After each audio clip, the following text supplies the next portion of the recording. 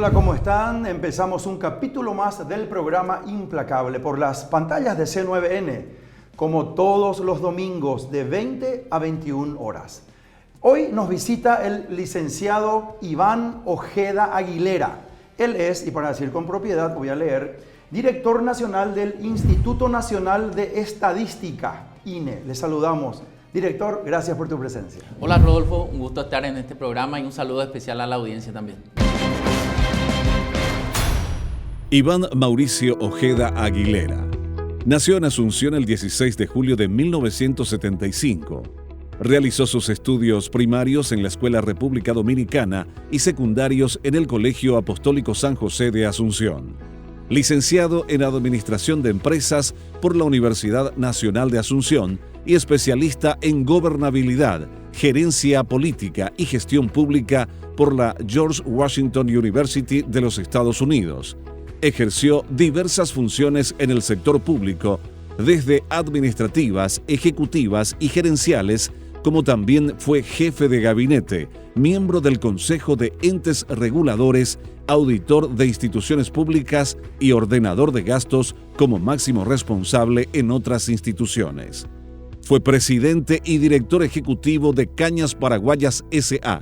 y candidato de la Asociación Nacional Republicana ANR a diputado nacional por el Departamento Central en las elecciones generales del 2018. Actualmente se desempeña como director nacional del Instituto Nacional de Estadística, INE.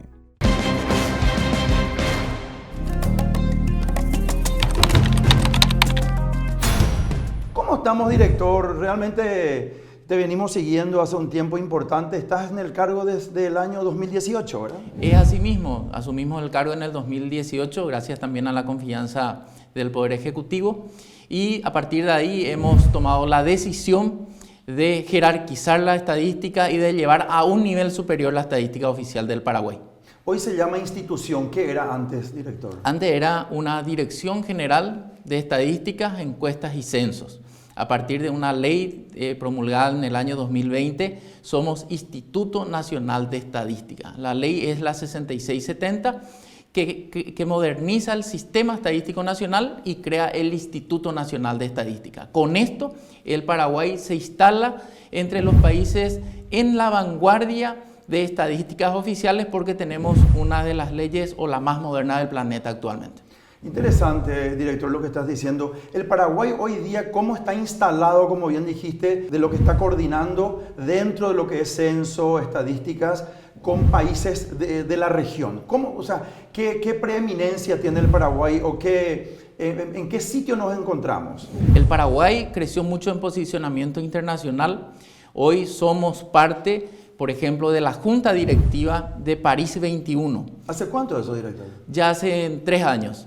Somos parte de la Junta Directiva de esta organización global que fue fundada a instancias de Naciones Unidas, Banco Mundial, el BID, el Fondo Monetario Internacional, agencias especializadas y entonces en ese posicionamiento nosotros también estamos viendo qué pasa en el planeta, qué están haciendo las oficinas de estadísticas de vanguardia. También logramos un posicionamiento internacional en la Junta Directiva de la Alianza Global de Datos para el Desarrollo Sostenible.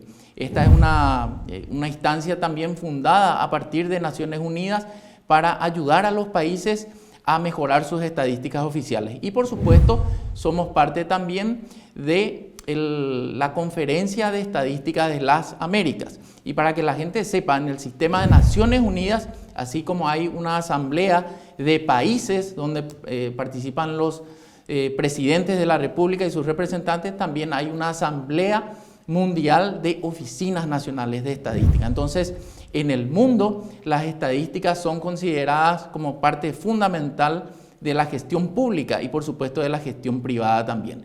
Y hoy estamos contentos porque somos parte de ese circuito, somos parte de esas organizaciones relevantes y por eso hemos podido también innovar en la gestión pública. Claro. para desmenuzar un poco más la información y de paso aprendo yo también, director, tengo que serte muy sincero. ¿Cuál es el rol fundamental que cumple la dirección? O sea, me imagino, son varios ítems, vamos a hablar durante el programa, pero en forma genérica. ¿Cuál es el rol fundamental que cumple la dirección a tu cargo hoy día? La nueva ley estadística le da un rol de ser el rector de la producción de las estadísticas oficiales, también coordinador del Sistema Estadístico Nacional. Para que la gente entienda, el sistema está dado por el conjunto de organizaciones o entidades gubernamentales que producen algún tipo de estadística oficial. Esta ley también constituye un Consejo Nacional de Estadística donde se definen por dónde tiene que ir la estadística oficial.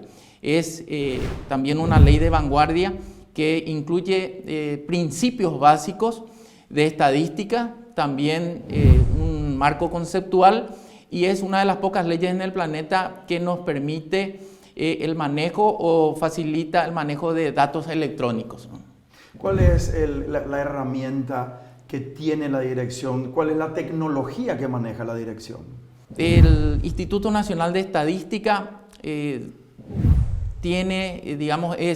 una de las referentes en datos abiertos, por ejemplo, ¿verdad? ¿Qué son datos abiertos? Los gobiernos en un momento tenían información y no compartían, entonces como que hubo una corriente nueva en el mundo exigiendo a la función pública el publicar los datos, el ser transparentes. Entonces surgen los datos abiertos, que son información, en el caso de las oficinas de estadísticas, anonimizadas, que se publican en formatos abiertos para que la gente pueda reprocesar. El contexto del censo también es una gran oportunidad para modernizar la gestión pública. El hecho de utilizar por primera vez en el país inteligencia artificial para la codificación de las actividades económicas, o el uso de imágenes satelitales de alta resolución, de producción reciente, combinados con algoritmos matemáticos que nos permiten tener la silueta de los edificios. O otra innovación importante, el uso de las plataformas web actualmente. La pandemia nos obligó también a acelerar la modernización o la utilización de los recursos TIC en cada una de nuestras tareas. Pero lo fundamental es la confianza de la gente, claro, porque si la gente no nos da sus datos, no existiría la información oficial. Entonces, claro. ¿Cuál fue la última vez, director, que se hizo una medición de la población de la República del Paraguay? Sí, el último censo se hizo en el año 2012. De hecho, la tradición de censos en el Paraguay, los metodológicamente comparables, datan de 1950. El segundo se hace en el 62 y a partir de ahí el Paraguay logró mantener esa serie histórica de hacer los censos cada 10 años.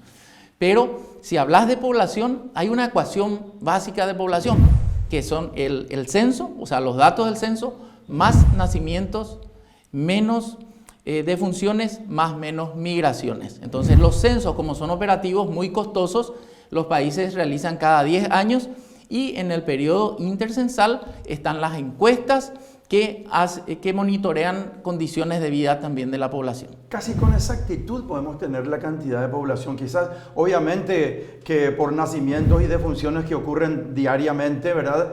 O sea, eso no va a ser tan exacto, pero prácticamente exacto. Hoy día, ¿qué tenemos? 7 millones y tantos habitantes en el Paraguay. Sí, en el año 2022 somos 7.453.000 personas aproximadamente, de los cuales, o para ser más gráfico, de cada 100 habitantes que están en el Paraguay, 63 están en las ciudades y 37 están en el campo. ¿Y cómo estamos, director, con respecto a la extrema pobreza? Un tema neurálgico muy importante para de ahí tener poder hacer la receta para mejorar y tener una construcción social diferente. Entonces, ¿tenemos algún parámetro de cuántos paraguayos, cuántos connacionales, cuántas personas que residen dentro de la República del Paraguay tendrían extrema pobreza? Sí, extrema pobreza el 3,9% de la población y en pobreza total el 26%. ¿Qué diferencia tenemos? Disculpame que te interrumpa, sí, director, por para unirnos de información. Extrema pobreza y pobreza total. Sí. Son cosas diferentes. Son obviamente. cosas diferentes en el marco del estudio de la pobreza monetaria. En el Paraguay, la pobreza monetaria se mide hace 25 años. ¿Qué es pobreza monetaria? Decimos que una persona es pobre extremo cuando sus ingresos no les alcanza para cubrir los costos de una canasta básica de alimentos. Y decimos que una persona está en pobreza cuando no alcanza a cubrir los costos de una canasta básica de alimentos y algunos servicios como agua, luz, teléfonos, etc. La línea de la pobreza total monetaria en el Paraguay está en torno al 26%. La pandemia, como a todos los países, también afectó al Paraguay. Estábamos en un nivel de 23% y con la pandemia en el año 1, porque vos sabés que el caso 1 de pandemia o de COVID en el Paraguay se da el 7 de marzo del 2020. Así es. Entonces, la pobreza creció 3 puntos, pero gracias a los planes que realizó el gobierno para mitigar esto, se logró estabilizar en un 26%. Pero si comparamos con la región de América Latina y el Caribe, cuando hablamos de una pobreza extrema en el Paraguay de 3,9, el promedio del continente está en 12. Y si hablamos de pobreza total, cuando hablamos en el Paraguay de 26%, en el contexto de los países está en torno al 32%. Pero también la pobreza monetaria no visibiliza todas las aristas o todas las dimensiones de la pobreza. Por eso, en alianza también con la Universidad de Oxford y su iniciativa para desarrollo humano y pobreza, OFI, hemos desarrollado, después de 24 años, el índice de pobreza multidimensional. Y esto está basado en la teoría de las necesidades de Amartya Sen, Premio Nobel de Economía del año 98, que decía él que todas las personas o todos los humanos sufren muchos tipos de vejaciones, maltratos y humillaciones que tienen que ser analizados más allá de solamente el ingreso económico. Tienen que ser analizados en un contexto global. Esas informaciones también tenemos. Tenemos esas informaciones. Cuando hablamos de pobreza multidimensional, hablamos de 4 dimensiones. La dimensión de educación, de salud, de vivienda y de empleo. ¿Cómo se obtiene? Muy interesante lo que estás comentando, director. ¿Cómo se obtiene la información de cada uno de esos ítems? Existe una encuesta, que es la encuesta permanente a hogares, que dejó de ser una encuesta puntual y pasó a convertirse en una encuesta continua. Entonces, todo esto podemos producir si tenemos la fuente de información. ¿Y cómo se recaba esa información? Visitando las casas de las familias paraguayas en una cantidad de 21.000 hogares en todo el año, con cortes trimestrales de 4.000 y el último trimestre se aumenta esa muestra. Entonces, si podemos hablar de estadísticas oficiales es porque la gente confía en el Instituto Nacional de Estadística, nos entrega su información que está guardada dentro del secreto estadístico, que constituye el cimiento o la base de cualquier sistema estadístico nacional, porque es la manera como el Estado se hace con los datos del ciudadano, puede formular políticas públicas a partir de estos datos e implementarlas y mejorar la calidad de vida de los ciudadanos. Hablan, director, de una gran deserción en la parte de la educación. ¿Manejan también ustedes esos datos? Sí, por supuesto que sí. El analfabetismo en el Paraguay ronda al 5,5%. Personas que no saben leer o escribir o que no terminaron el segundo grado. Que no saben leer o escribir, el 5,5%. El 5,5% de nuestra población total. De nuestra población total. ¿Dónde se encuentran esas personas? O sea, están quizás a lo mejor en sitios inhóspitos donde a lo mejor se necesita mayor asistencia del Estado, director. Y eso tiene mucha relación con respecto a dónde se concentra la población también, ¿verdad? Nosotros tenemos un departamento central, que es el departamento que tiene casi 2.3 millones de habitantes. La capital del país tiene 520.000 habitantes, si no recuerdo mal. después Alto Paraná y Itapúa, ¿verdad? Pero las zonas más pobres del Paraguay en pobreza monetaria y también multidimensional siguen siendo los departamentos de Caazapá y Caaguazú. ¿Y Concepción cómo está? Concepción también tiene sus limitaciones en pobreza, pero está por arriba de Caazapá y Caaguazú. ¿Cuántas personas trabajan en la institución? Antes dirección, hoy institución. Sí, son de manera permanente 360 personas y digo coyunturalmente porque hay operativos, como por ejemplo estamos haciendo ahora la encuesta STEPS para el Ministerio de Salud en alianza con la OMS, y ahí ingresan también 70 personas por 6 meses. Entonces, según los operativos, también hay gente que está no continuamente en la institución, ¿verdad? Claro, que son personas que se los contrata por un tiempo... Coyunturalmente. Coyunturalmente. Sí. ¿De dónde subsidia los fondos la institución? El Instituto Nacional de Estadística tiene un presupuesto estatal de 39 mil millones de guaraníes actualmente, ¿verdad?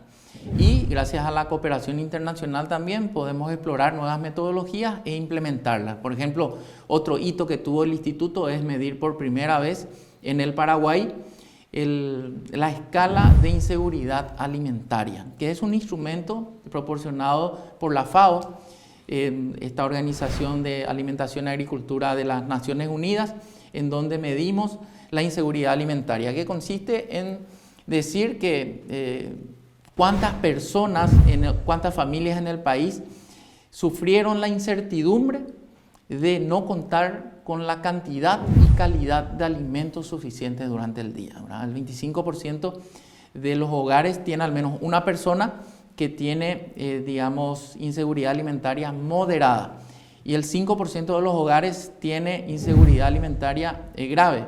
Entonces, estos datos son tomados, por ejemplo, por el Ministerio de Desarrollo Social, y ellos focalizan también sus esfuerzos para mejorar la calidad de vida de los habitantes. Con que una persona mejore su calidad de vida, nosotros estamos cumpliendo nuestra misión. Director, convengamos que una persona que no es bien alimentada no tiene un aprendizaje, por ejemplo, digno, bueno, ya no digo excelente, pero ni siquiera medio, vamos a decir, ¿verdad? ¿Por qué?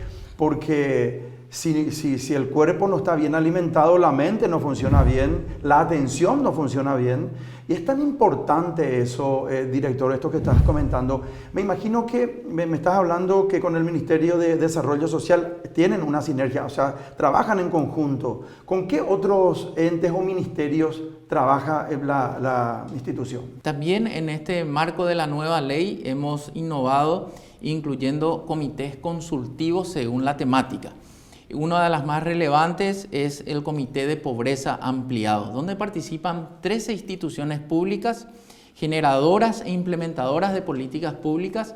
Están también los organismos internacionales y también investigadores independientes. Entonces, en ese contexto, nosotros compartimos y analizamos juntos los datos de pobreza.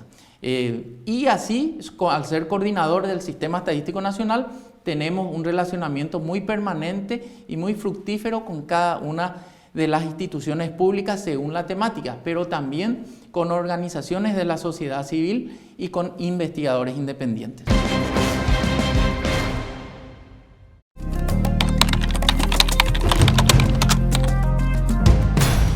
Tengo entendido que estuviste en Chile, ¿verdad?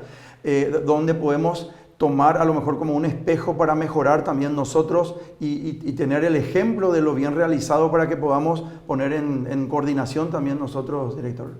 Es así mismo, estuvimos días pasados en la 21 edición de la Conferencia de Estadística de las Américas en la CEPAL, en Santiago de Chile, y que es un poco el foro en el cual nosotros compartimos la información y se debaten nuevas metodologías. Hoy día, por ejemplo, ¿qué se está debatiendo? El PIB. El PIB de los países ya no constituye una herramienta para medir el crecimiento solamente de los países en el contexto demográfico, porque no visibiliza cómo están la calidad de vida, las carencias en derechos, las carencias de todo tipo que puede tener una sociedad. Entonces, el sistema global o el sistema de Naciones Unidas está explorando una nueva metodología que se va a llamar índice de vulnerabilidad multidimensional, que posiblemente para el 2025 tengamos una nueva metodología, ¿verdad? Es una mejor lupa de medición. Exactamente, es una mejor lupa para focalizar dónde están los problemas o dónde están las personas que tienen algún tipo de carencia. Es importante decir que las personas no son el problema, son la solución, como dicen los organismos internacionales. Nuestro deber es visibilizar la calidad de vida de las personas y lograr que el dato sea el motor de cambios positivos en la vida de las personas. Hay circunstancias, hay noticias que son impopulares. Esto que estás comentando, por ejemplo, la extrema pobreza o la pobreza total, ¿qué autonomía le da el Poder Ejecutivo a una institución que tiene que tomar los datos e informar posteriormente?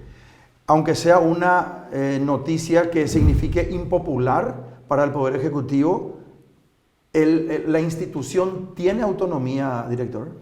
Sí, y justamente lo que mencionabas es un tema clave para cualquier oficina nacional de estadística. La nueva ley le da independencia técnica, autonomía y autarquía. Y este gobierno fue el que dio un salto gigantesco en jerarquizar las estadísticas oficiales. Imagínate, el primer antecedente de la mesa técnica, lo que es hoy el instituto, data de 1886, en donde decían, por ejemplo, que los censos se tenían que hacer cada 5 años. Después hay una renovación de la ley en el 1904, 1916, después en el 32, después en el 42 y después vinimos a un parate de 78 años. La ley anterior todavía tenía como moneda oficial pesos, ni siquiera hasta el guaraní. Estaban instituciones que ya no existían y así estábamos trabajando. Imagínate todo lo que pasó desde el 45 hasta nuestros días.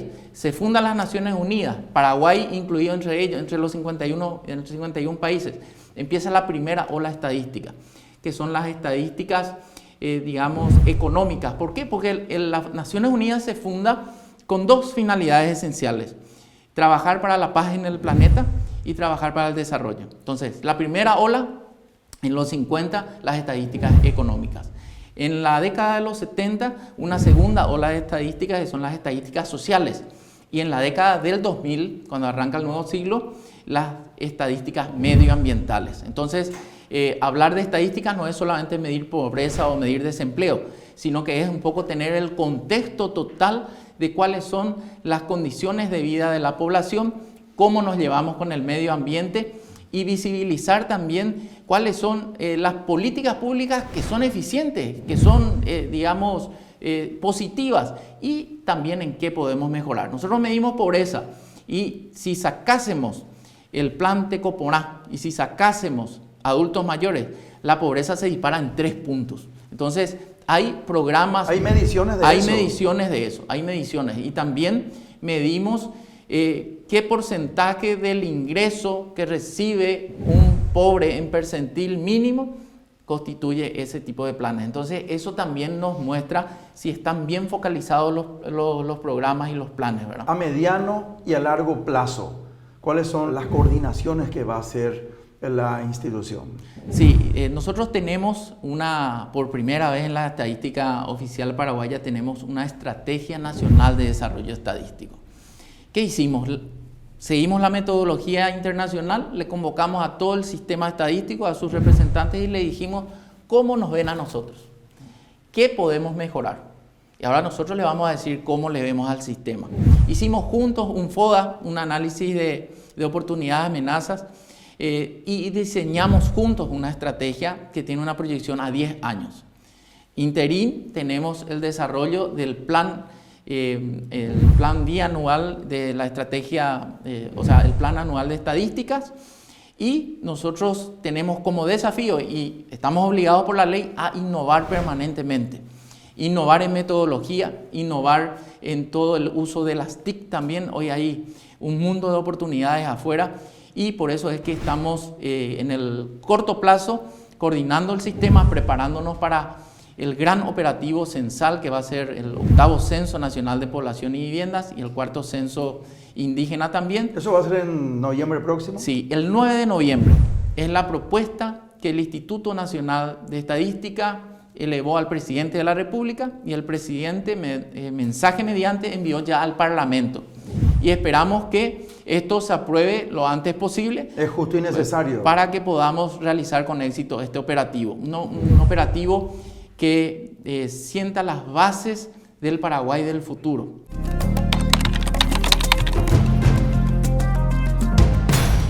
Censo Nacional de Población y Viviendas 2022.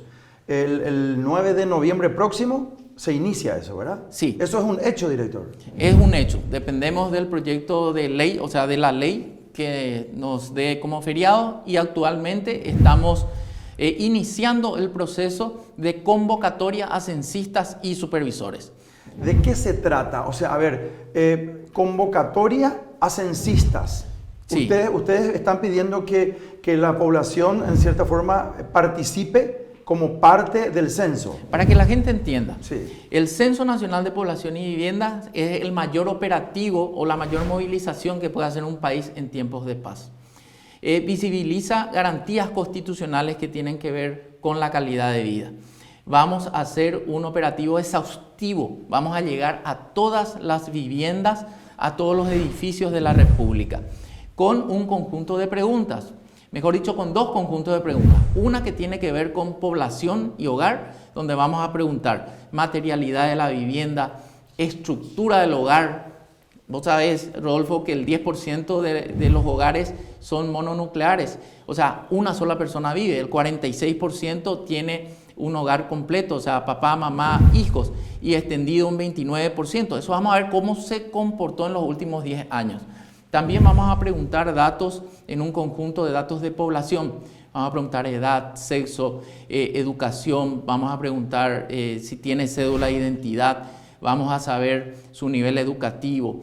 También actividad laboral. Hoy sabemos que el Paraguay tiene una fuerza laboral de 3.7 millones de personas, pero entender dónde están, qué nivel de capacitación tienen, solamente un censo nos va a dar. Vamos a medir educación, te decía, el promedio en el Paraguay, un habitante en el Paraguay en promedio tiene 9,5 años de estudio. Entonces vamos a ver si estamos en los niveles del 2012 o cómo hemos evolucionado. También vamos a medir migración, cuáles son los distritos o las zonas del país que son más expulsivas y cuáles son las más receptivas. Tenemos distritos que están creciendo a un ritmo vertiginoso. Entonces, ¿cuáles, por ejemplo? Capiatá, Ñemby, Limpio. Entonces la gente está yendo a esa migración del campo a la ciudad y muchas veces a las cabeceras departamentales. ¿Cuál es el motivo del crecimiento sustancial? Bueno, hay varios. Esa migración se puede dar por muchos motivos, ¿verdad? Temas de tener para estudiar, para trabajar, para constituir una familia, etcétera, ¿verdad? También en datos de migraciones saber cuánta gente emigró, cuánta gente regresó, ¿verdad?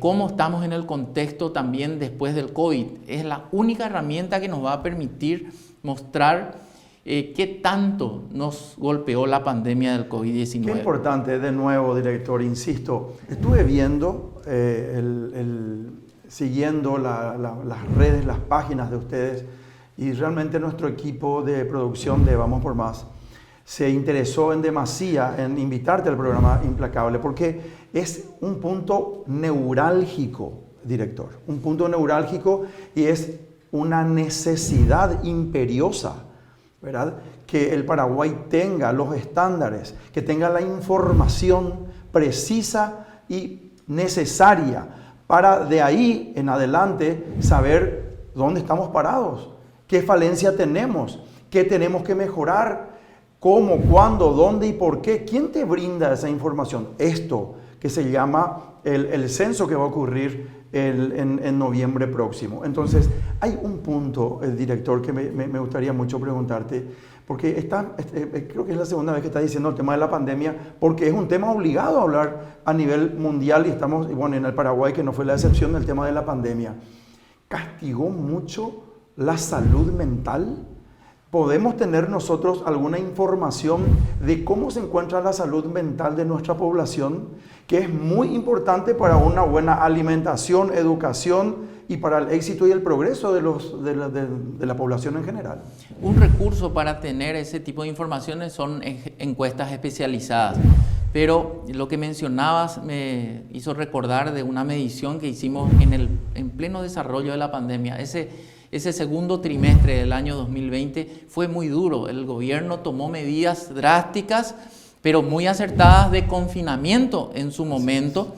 Y nosotros fuimos también a los hogares, no podíamos, hacer presencialmente el operativo, pero gracias a que la gente confía en el instituto, teníamos el 95% de los teléfonos de la gente. Entonces hicimos la encuesta permanente de hogares de manera remota, por teléfono. Y le preguntamos a la gente sobre sus condiciones de vida. Y nos dimos cuenta de temas llamativos. El 5% de los hogares registró un aumento de conflictos al interior del hogar. El 25% de los hogares nos dijo que al menos había una persona que se sintió sola o abandonada en el contexto de la pandemia. Entonces, es un tema tan fundamental para, formular políticas públicas. Empezó la vacunación en el contexto de la pandemia y la gente no se iba a vacunar. Entonces nos dice el Ministerio de Salud si podemos hacer una medición y justamente en ese momento empezaban por los adultos mayores. Y nos dimos cuenta de que decían los adultos mayores, yo no tengo quien me lleve a vacunar, yo no entiendo la tecnología, mi nieto, mi hijo, alguien me tiene que ayudar a registrarme, ¿verdad? Entonces alguna gente tenía temor. Entonces esos son los datos que el Ministerio de Salud con un conjunto de información que fue también mejorando su estrategia para el tema de la vacunación. Para que un país se desarrolle, Rodolfo, tiene que trabajar en infraestructura física, puentes, carreteras, electricidad, tiene que tener sistemas de alcantarillado sanitario, tiene que tener mejores viviendas, una infraestructura de salud, de educación, pero también tiene que actualizar su infraestructura estadística, porque si no sabemos cómo estamos o qué datos de población tenemos, difícilmente seamos eficientes al momento de las políticas públicas. No podemos concebir un país que no se guíe por la evidencia estadística para la toma de decisiones. Tenemos que dejar la percepción y usar la evidencia para la toma de decisiones. Eso va a hacer que seamos más eficientes en el gasto público. Este gran reclamo que muchas veces la ciudadanía hace a los operadores públicos, ¿verdad? Entonces, actualizando los datos de población, vamos a tener actualizada esa infraestructura estadística. Imagínate, ningún estudio socioeconómico o comercial que se haga, estudio de mercado, no se puede hacer si no se tiene un marco muestral. Y ese marco muestral surge a partir de los datos del censo. Este censo va a tener muchas innovaciones. El primer desafío de pasar de la era analógica a la digital. El precenso, que consistió en tener la actualización cartográfica o el inventario de todos los edificios de la República, está terminado. Eso nos permite saber cuántos edificios son dedicados a vivienda, cuántas actividades económicas, cuántos son servicios públicos, etcétera, etcétera. Esto vamos a poner en un geoportal, que es una gran innovación tecnológica que por primera vez va a tener el país. ¿Qué es el geoportal? El geoportal es una plataforma web de acceso libre y gratuito en donde cualquier usuario va a poder entrar y territorializar la información estadística. Por ejemplo, identificamos una escuela, podemos delimitar un área circundante elijamos 50 manzanas a la redonda y ver la oferta y demanda de educación. Si cuántos niños en edad de escuela hay en ese sitio, o una unidad de salud familiar, y demarcar un área de importancia o de interés y ver cómo estamos en oferta y demanda de salud. O fenómenos que suceden, la inundación de la Bahía de Asunción, por ejemplo, que son fenómenos que se suelen dar, ojalá nunca ocurra, pero suelen suceder. Entonces podemos pintar la cota 63 y saber qué cantidad de personas y sus características socioeconómicas para que las instituciones puedan ayudar a la población que tiene o que pasa por esa situación complicada. Y todo esto en el marco del secreto estadístico. Nosotros medimos pobreza, pero no decimos quién es el pobre. Medimos desempleo, pero no decimos quién está desempleado. Vamos a medir condiciones de vida. Vamos a tener el mapeo de las NBI, que son necesidades básicas insatisfechas en salud, educación, vivienda, empleo. El Departamento Central, por ejemplo, el mejor lugar para vivir, Fernando de la Mora, porque tiene el nivel más alto socioeconómicamente medido. Y el lugar más complicado para vivir es limpio, ¿verdad? Entonces, porque uno puede tener la capacidad de comprar un aire acondicionado, tener una agua potable, etcétera, pero el alcantarillado sanitario, las vías de acceso, la energía eléctrica, ya dependen de una gestión del gobierno.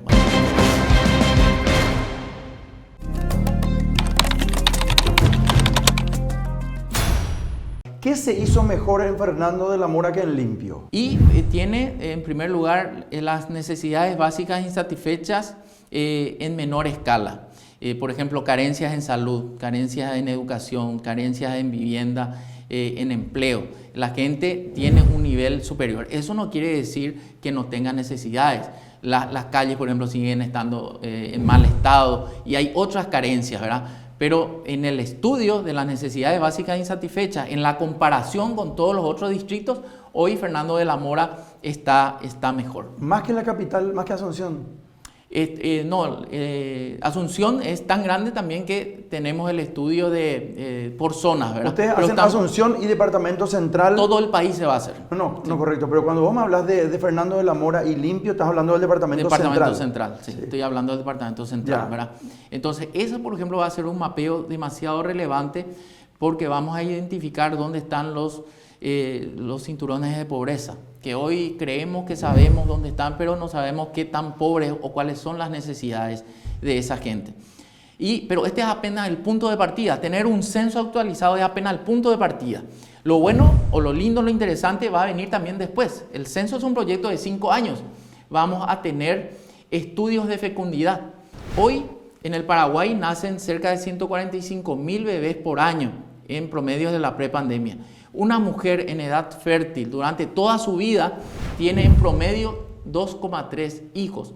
Hoy el Paraguay tiene un bono demográfico, que el bono demográfico consiste en decir que por cada 100 personas que están en edad de trabajar o puede trabajar, 55 están en situación de dependencia, porque están jubilados, están enfermos o están fuera de la fuerza de trabajo, porque están estudiando, etc. Entonces, entender ese bono demográfico en el Paraguay es una gran ventaja hoy que tenemos como país, porque tenemos mucha juventud. El 70% de la población tiene menos de 40 años de edad. Menos de 40. Pero 70%. El 70%. Una población joven. Joven, somos una población joven, pero eso se va a acabar en el 2040. Claro. Y la gente dice, bueno, pero falta mucho tiempo. No falta mucho tiempo en los tiempos de la demografía, nos falta mucho tiempo.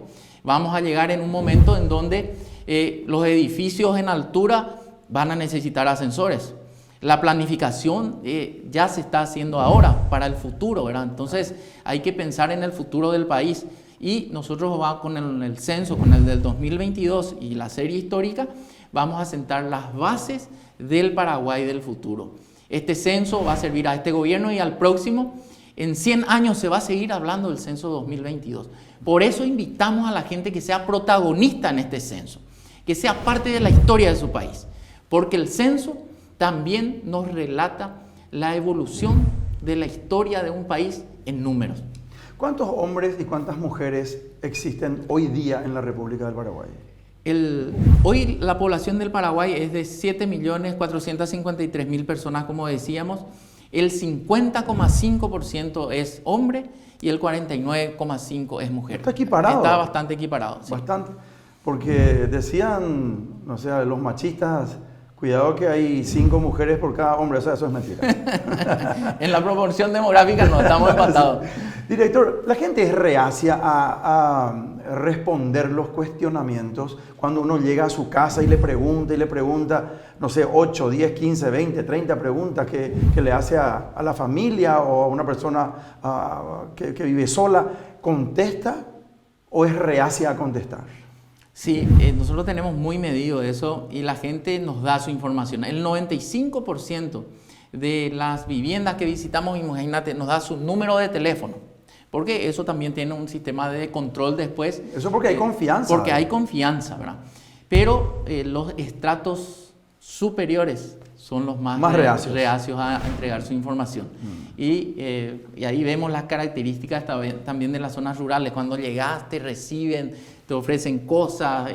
Son más hospitalarios, ¿verdad? Súper más hospitalarios. No quiero hablar más de las zonas urbanas, pero parece que estamos en otra vorágine. Pero en es la realidad, urbana, ¿verdad? Y sí, eso se verifica también, ¿verdad? Hay un poco más de desconfianza.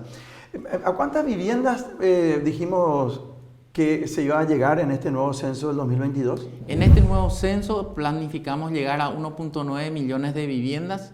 ¿Cuánta gente necesitamos que trabajen dentro? 210.000 personas. ¿Y cómo le invitamos a la gente que colabore entonces para hacer, como dijiste, parte de la historia? Días pasados estábamos lanzando la plataforma de inscripción para el Censo Nacional de Población y Vivienda. O sea, para que la gente sea censista o supervisor, para que sea protagonista de su tiempo. Esa plataforma nos va a permitir construir una base de datos organizada, sistematizada, de las personas que están interesadas en ser protagonistas en el censo. Con eso vamos a capacitarle, vamos a seleccionar, y es una gran oportunidad para el estudiante universitario, porque el Instituto Nacional de Estadística va a acreditar 40 horas de extensión universitaria. Cualquier universitario que necesite recibirse tiene que hacer extensión universitaria. Entonces nosotros vamos a dar 40 horas a cada participante una vez que se verifique su participación y cada universidad, según su reglamento interno, va a asignar los créditos académicos. Otra gran oferta que vamos a tener para los docentes, porque el sistema educativo en el censo es fundamental, va a ser certificar a los docentes con 100 horas de formación profesional. La resolución 320 de una dirección del MEC acredita esto, entonces es una oportunidad también para los docentes. También para aquellos, ¿cuáles son las condiciones o qué perfil tiene que tener un censista o supervisor? Queremos que le quiera al Paraguay y que sea mayor de edad en lo posible. 18 años puede participar. 18 años y en más adelante pueden participar. También los menores de edad pueden participar, pero ellos van a tener que tener la autorización del padre y la tutoría de un docente. Porque también hay trabajos de extensión o de campo que tienen que hacer los estudiantes, y entonces el censo es una gran oportunidad. Otra cuestión que estamos evaluando, hablando con la Defensoría del Pueblo, es para que los objetores de conciencia puedan dar por cumplida la tarea cívica participando en el censo, porque sabemos los objetores tienen que pagar una multa o tienen que hacer un servicio civil. Entonces, esa es otra oportunidad. Estamos muy optimistas porque tenemos convenios firmados con prácticamente el 70% de las universidades del país.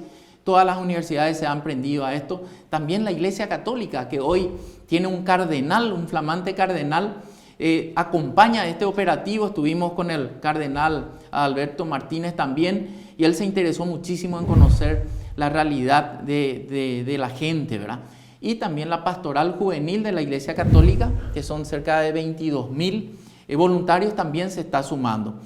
Pero vamos a hacer el censo después de una gran fiesta deportiva que va a tener el Paraguay, que son los Juegos ODESUR. Del 1 al 15 de octubre. Del 1 al 15. Entonces, en ese contexto también hemos hablado con los representantes del Comité Olímpico, con el Ministerio de la Secretaría de Deportes, y nos decían ellos que vamos a recibir como 10.000 personas en el Paraguay. Se va a mover mucho la economía. Nos decía que en gran parte ya están asegurados los espacios de alojamiento y demás.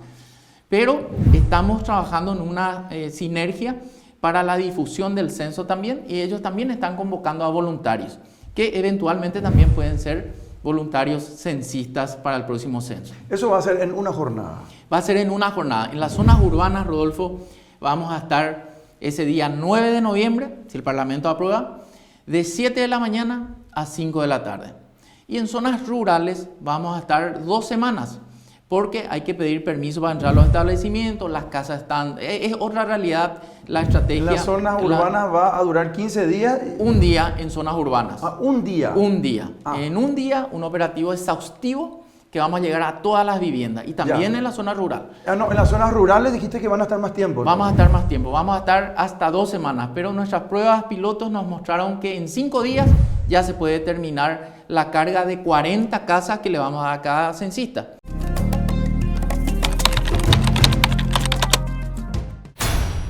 Yo quiero participar dentro del marco del censo 2022. Bueno, yo tengo que visitar 20 casas. ¿Ustedes me van a dar un formulario de preguntas? Sí, primero... ¿Con qué material voy a contar yo? En primer lugar, tenés que agarrar tu teléfono y ver las redes sociales del instituto o entrar a la página web. Okay. Ahí hay un enlace que te va a permitir inscribirte y conocer algunas informaciones muy básicas. Qué nivel educativo tenés, dónde vivís, cuál es tu barrio. Entonces, eso yo voy a informar. Vos vas a informar para que vos trabajes en tu barrio. Queremos que la gente de la ciudad trabaje en su ciudad. Claro, que la gente del barrio trabaje en su barrio. Claro, la gente del departamento de Concepción, de San Pedro, del Guairá, etcétera, ¿verdad? Que sea gente de la zona. Sí. ¿Verdad? Entonces, obviamente es claro. Entonces, una vez que tengamos esa base de datos, nos vamos a comunicar contigo, Rodolfo, y te vamos a invitar a que veas los videos de instrucción, que leas los textos de instrucción y ya cercano al día del censo vamos a hacer presencialmente la capacitación, la selección de los voluntarios que van a tener un viático. Importante porque yo voy a tener hambre al mediodía, quiero almorzar, a lo mejor merendar a la tarde. Nosotros vamos a prever también un pequeño viático, pero también le vamos a dar agua, por supuesto, y comida a la gente para que se maneje. Pero posterior a la verificación de que trabajaste como censista y te inscribiste en la plataforma, porque el que no se inscriba en la plataforma, lastimosamente no existe para el censo. Para hacer un control también. Para hacer un control. Entonces vas a recibir, mediante el número de celular que registraste en la plataforma, una transferencia que te va a acreditar si trabajaste... ¿De qué monto? De 100.000 guaraníes si trabajaste en las zonas urbanas. Y en las zonas rurales, 500.000 guaraníes para el censista. Pues son más días. Pero en 5 días se puede terminar el trabajo. Ponemos 2 semanas porque de repente puede llover. De repente hay inclemencia o de repente no te dan permiso rápido para entrar a un establecimiento ganadero. Ustedes me van a dar a mí un radio, me van a decir ustedes, o sea, vos, Rodolfo, tenés que estar en estas 20 casas. Sí, ¿Qué otra información me van a pasar a mí? ¿Cuánta gente está? Obviamente yo soy el que tengo que pasar la información después de las preguntas que me respondieron y cuántas personas, las edades, etcétera, ¿verdad? Vas a tener un mapa con los puntos georreferenciados de las viviendas y vas a tener el nombre del jefe del hogar. Entonces vas a llegar a la casa... O si una señora vive sola, el nombre de la señora, por supuesto. Es la jefa de hogar que fue recabado en estos 4 o 5 meses de precenso. Para eso se hace el precenso. ¿Voy a tener un distintivo? Vas a tener una credencial. Esa credencial va a aportar tu cédula de identidad. Vas a tener un bolsón característico con las inscripciones de censo. Y ante cualquier duda, si una persona no te quiere recibir en su casa porque tienes dudas, puedes llamar a la comisaría. La comisaría le va a informar del operativo y también con los medios de comunicación vamos a hacer una campaña muy fuerte.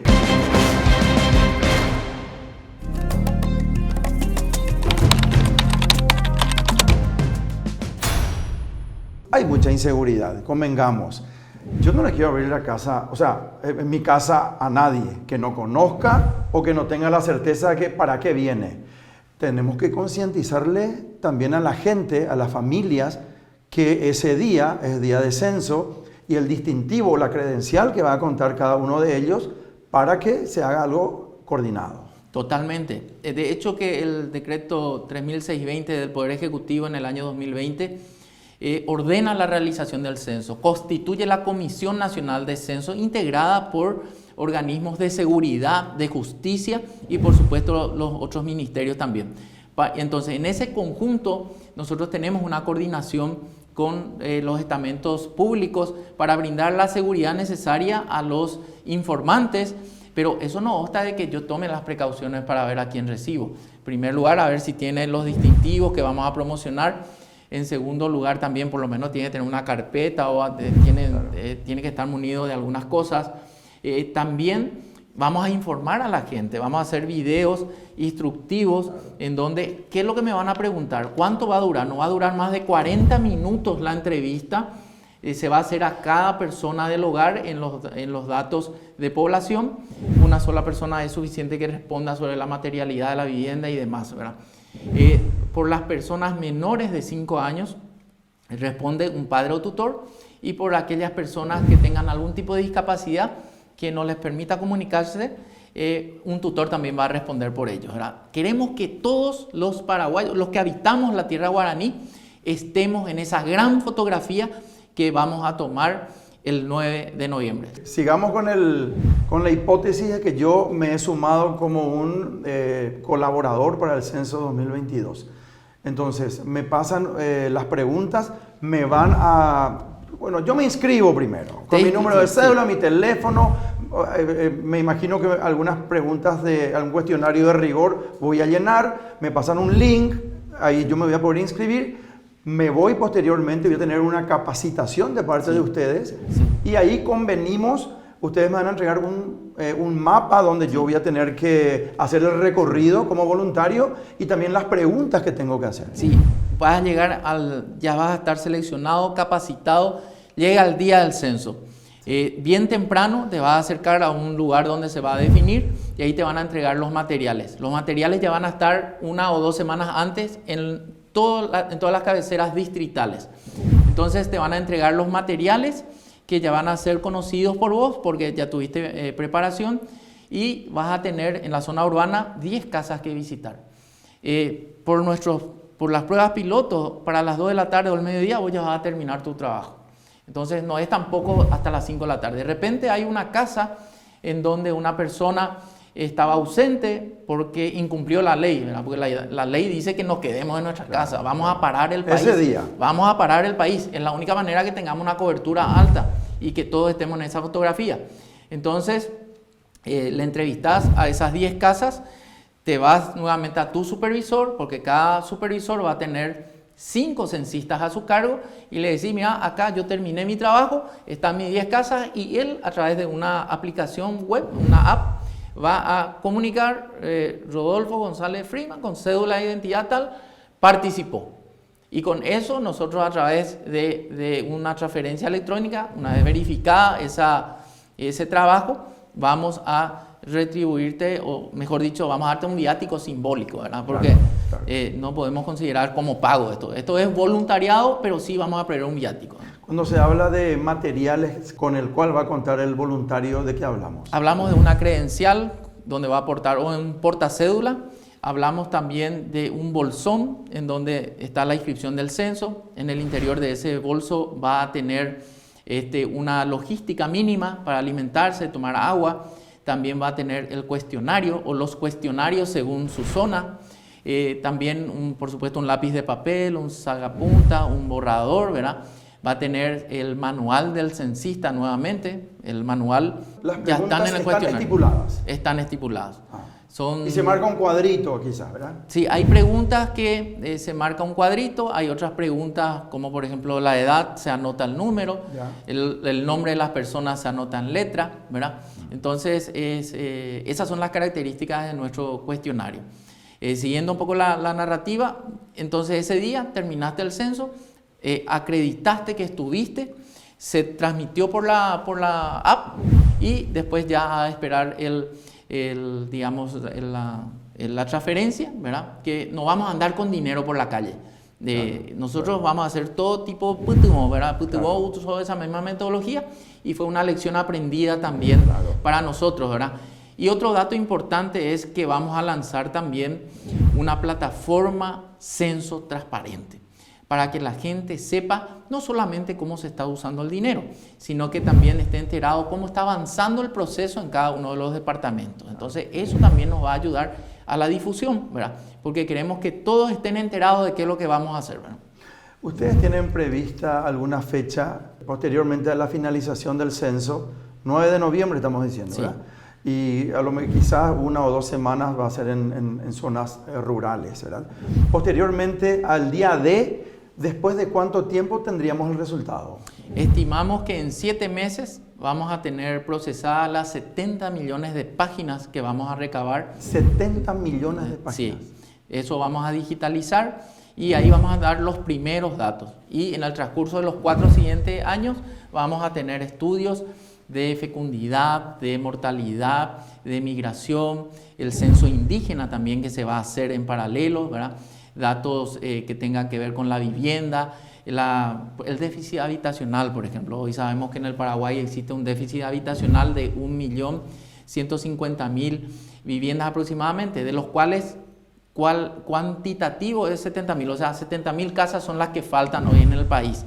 Y en calidad, porque viven en hacinamiento, porque no tienen baño moderno, lo que sea, el resto de la población. Entonces, todo eso vamos a estar publicando y disponibilizando en datos abiertos, que ya hablamos antes, y también en un geoportal, que va a ser toda una novedad, y el Paraguay se va a poner a la vanguardia, así como aquellos países que han innovado en su censo para tener un geoportal. Ese geoportal va a ser un antes y un después en la historia de los censos del Paraguay. Cambiando un poquitito de tema, ¿qué te hace feliz? Muchas cosas. La felicidad, qué simple o qué compleja definir, ¿verdad? A mí me hace feliz mejorar la calidad de vida de la gente, ¿verdad? Me da satisfacción que la gente mejore, que viva mejor, y me da felicidad el aprendizaje también, ¿verdad? Le entrevistaban a Amartya Sen, este premio Nobel de Economía, y le decía, con la robotización, con la tecnificación de las tareas laborales y demás, la persona va a ser descartada. ¿A qué se va a dedicar? Y él decía que siempre que una persona pueda aprender algo, nunca va a perder vigencia y siempre va a conseguir trabajo. La Revolución Francesa tuvo un periodo denominado como la Ilustración, ¿verdad? Y el basamento filosófico de la Revolución Francesa estuvo en la educación. O sea, en la medida que la gente se eduque, puede salir o puede mejorar su nivel o su calidad de vida. Entonces, también este es un llamado, ¿verdad?, a una invitación a ser parte de este censo, porque si hay algo gratificante en el Instituto Nacional de Estadística, es que todos los días aprendemos algo nuevo y que yo tengo muy buenos maestros ahí que son mis compañeros de trabajo. ¿Qué valoras del ser humano? ¿Qué virtud valoras del ser humano? La integridad. Si tenés que elegir una persona para tener un mano a mano, quizás que ya no esté en este mundo. Churchill, sin dudar. ¿Te gustaría tener un mano a mano con él? Antes de cerrar el programa, director, y agradeciéndote mucho tu presencia, quiero saber cómo te sentiste en el programa Implacable. Feliz, esa también feliz, ¿verdad? Realmente felicitarte por la dinámica, por un programa bastante innovador en su formato y sobre todo por ayudar a la cultura estadística, Rodolfo, ¿verdad? La cultura estadística tiene que ser promocionada. ¿Y qué es lo que es cultura estadística, verdad? Es a no tenerle miedo a dar nuestra información al Estado. Muchas veces viene el Estado a preguntarnos cómo vivimos y tenemos miedo, ¿verdad?, en dar nuestra información, pero nosotros estamos obligados en el marco del secreto estadístico. Sin embargo, para el sorteo de la camioneta en el supermercado le damos nuestro número de cédula, dirección, teléfono, etc. Eso finalmente se comercializa, ¿verdad? Entonces, ese es un poco mi satisfacción también de estar acá. Te agradezco mucho el espacio. Sos un difusor de la estadística oficial y eso aporta a la cultura estadística. Muchas gracias. Finalmente, ahora sí, la última pregunta. ¿Quién es Iván Ojeda Aguilera? ¿Cómo te definís? Me considero una persona perseverante, una persona que vive muy preocupada por el bienestar de la gente, una persona que está dispuesta a aprender todos los días de la vida y por sobre todo también a manejarnos en el marco de la integridad. Gracias, director. Muchas gracias a vos, Rodolfo. Así cerramos el programa Implacable. Quédense prendidos a las pantallas de C9N, que ya se viene Querer es Poder con Ismael Cala. Chao.